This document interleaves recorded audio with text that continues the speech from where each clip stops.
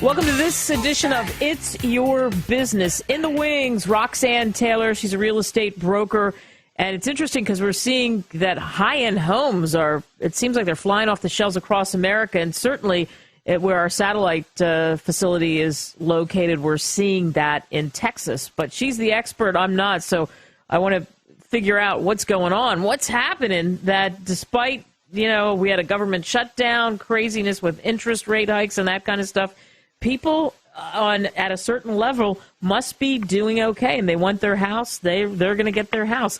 Hey, Roxann, thanks for, again, coming on the show. And what is it with luxury home sales that they've spiked up? What do you attribute that to? Kate, we went through almost a 6-year recession, and most people didn't think we would feel it here in Texas because our real estate's always been so reasonably priced, but we did. A lot of it had to do with availability of money. Earlier this year, the Fed saw fit to really substantially drop the interest rate, and March through July of this year is probably the most brisk real estate market I've seen in almost my 40-year career.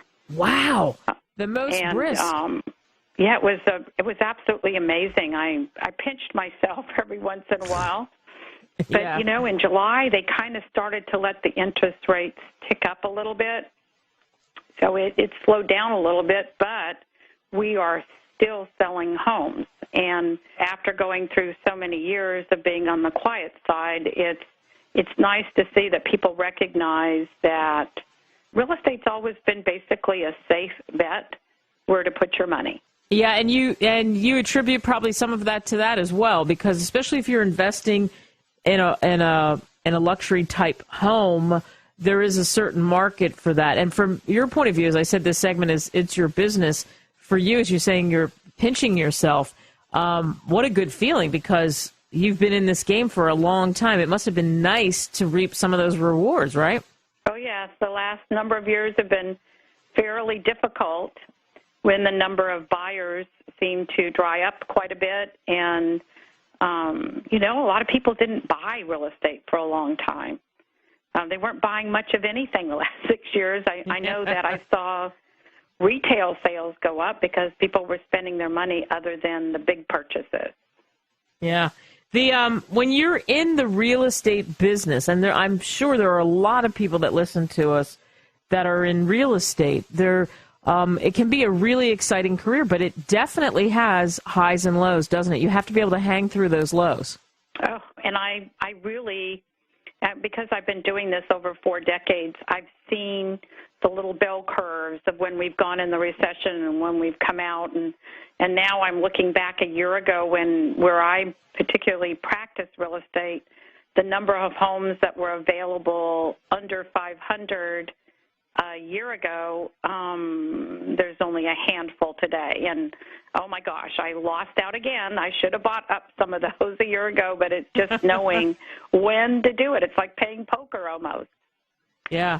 Yeah, so that's what you have to do. When you go into the business and you decide, okay, what would you advise somebody who's young and decides they're at the start of their career and they really like it. They like what you do. They read about, they grab the Sunday paper and they're looking at all the houses and they like numbers and they like talking to people, because I think you have to have that personality. What would you tell somebody who just wants to get into the business? What would you advise them? I don't ever try to scare them because you come out getting your license thinking you're ready to conquer the world, and even 40 years later, I learn something new every day.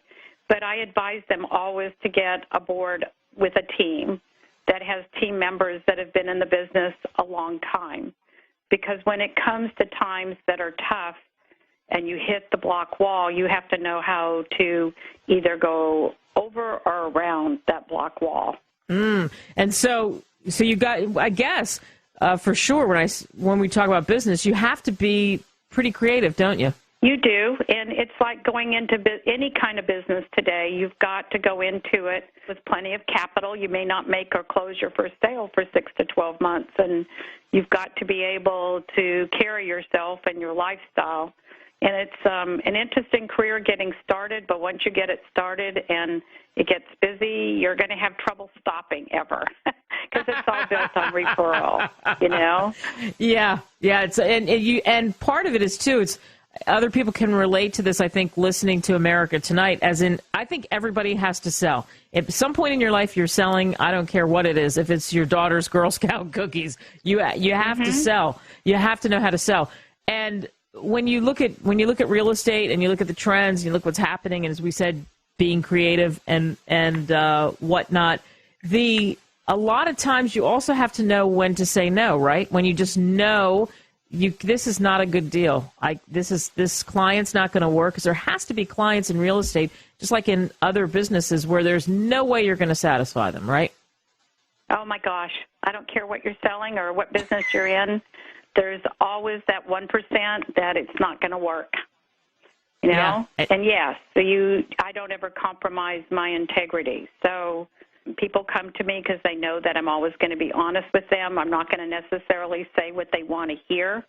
But if they're trying to make decisions for their family and make the correct decisions, then they need to have all the facts, whether they're pretty or ugly. Yeah. We're speaking with Roxann Taylor. She's a real estate, I'm going to say, just a maven in the decades that she's been in the business and what she's seen, the trends. We're getting some great information from her, especially on all sides of this. And Roxann, when you go into houses, do you ever go into a house where you just say, boy, I'd like to live in this house? Do you ever just walk into a house and say, this house is, I want this house? Beautiful homes every day. And then I go home to my own home and I go, oh my God, I don't like my own home anymore. You know, it's just like I'd like to copy a million of those ideas. So, yes, I see beautiful, beautiful homes. They're exquisite and well done. But every once in a while, I walk into that ugly home, and I have stagers that help take care of that to put it on the market. I'm never the deliverer of bad news. There you go. I like that. I don't deliver bad news. Do you advise anyone, no matter what kind of house they have, it doesn't matter, low end, high end, in between, that they should stage the house if they're trying to sell it? There are those few that are extremely talented, and I do walk into a home every once in a while and go, oh my gosh, you've already had somebody come in and get this ready for market. It's awesome. But the majority of people today are so used to seeing what they see every day that they don't recognize the things that they need to change to show off the bones of the house and not their personal property. So we're pretty good at helping them do all that. Yeah. Do you find sometimes, too, it's got to be interesting with clients where the client thinks they know more than you? Because, you know, we all watch HGTV and we watch the real estate shows. Do you ever find that happens? So that is so funny. My clients all the time are talking to me about these real estate shows, and I will tell you that I have never watched any of them because I just don't have time. I'm a 24/7 gal in my own industry. But yes. And especially once in a while I'll have a really strong CFO or CEO of a company that's bought or sold 8 to 10 homes and thinks he knows more than I do. But I pretty much let them know who's in charge. And when you go to sell a house, what's the average time for somebody comes to you, they want to sell a house? What's the average time it takes to sell it? You know, it's interesting that you should ask that because when we're not in a recession, we do establish data that can come back and give us homes in your particular neighborhood sell between this price, and this is the average days on market. But coming out of this recession where I had listings that were maybe 3 years or 5 years on the marketplace, establishing that data becomes very, very difficult and unreliable. So you learn to deal with the market that you have today and not maybe what happened a year ago, and make decisions based on today's market and not what may happen 6 months from now, because nobody can foretell the future. Yeah. Of all the houses you have sold, what was your first sale, your best sale, your most exciting moment? Oh, my very first sale back in the 70s. The people came to the office and wanted to see a particular home. They had 6 kids in their car, so they followed me, but I couldn't find the house, and he had to pull up next to me and say, "Can I show you where this house is?" I laugh at that back in the 70s so much. That's the funniest sale I made. Good for you. What a delight to talk to you. Roxann Taylor, You can check her out at Roxann at roxanntaylor.com. Thanks so much for coming on America Tonight.